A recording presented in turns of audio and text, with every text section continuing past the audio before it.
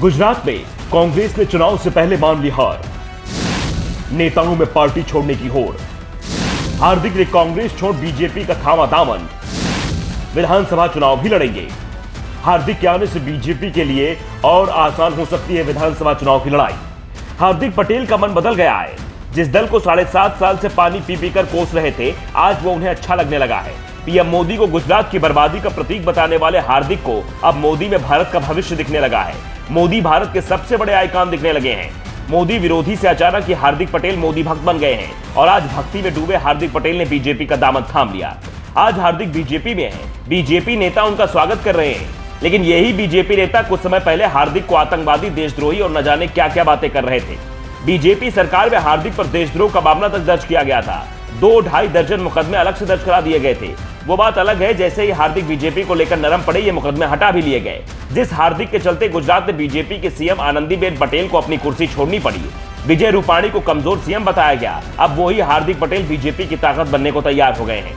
5 साल पहले गुजरात में हार्दिक पटेल बीजेपी के लिए सबसे बड़ी मुश्किल बने हुए थे। विधानसभा चुनाव से पहले उनका पटेल आरक्षण आंदोलन से बीजेपी परेशान दिखाई दे रही थी। हार्दिक पटेल के नेतृत्व में चले आंदोलन का असर 2017 के विधानसभा चुनाव में साफ साफ दिख रहा था। हार्दिक भी शहर शहर कांग्रेस के समर्थन में वोट मांग रहे थे और उनकी रैलियों में जबरदस्त भीड़ जुट रही थी। हार्दिक का बढ़ता असर देख बीजेपी ने चुनाव प्रचार में पीएम मोदी को पूरी ताकत के साथ उतार दिया। मुकाबला पीएम मोदी बनाम हार्दिक पटेल कर दिया गया। फिर भी बीजेपी गुजरात में 2.5 दशक से सबसे कम सीटों पर जीत पाई। बीजेपी सत्ता तो बचा ले गई, लेकिन 99 पर ही सिमट गई। चुनाव में कांग्रेस हारी जरूर, लेकिन इसे हार्दिक पटेल की जीत करार दिया गया। कांग्रेस ने हार्दिक को इसका इनाम भी दिया। उन्हें कांग्रेस का कार्यकारी अध्यक्ष बनाया गया। उनके इशारे पर राहुल गांधी ने पार्टी में कई नियुक्तियां की। हार्दिक पर लगे मुकदमों को लेकर उन्हें कानूनी सहायता भी दी, लेकिन फिर भी हार्दिक नाराज हो गए। नाराजगी की वजह को हार्दिक भले ही अपने सम्मान से जोड़ रहे हों, लेकिन साफ है इसका उनके सम्मान से कोई वास्ता नहीं है। दरअसल गुजरात में कांग्रेस की जो स्थिति है, उससे हार्दिक को ज्यादा मौका नहीं दिख रहा है। पार्टी राज्य में हारी हुई लड़ाई लड़ रही है। तमाम सर्वे बता रहे हैं गुजरात में कांग्रेस की राह बेहद मुश्किल है।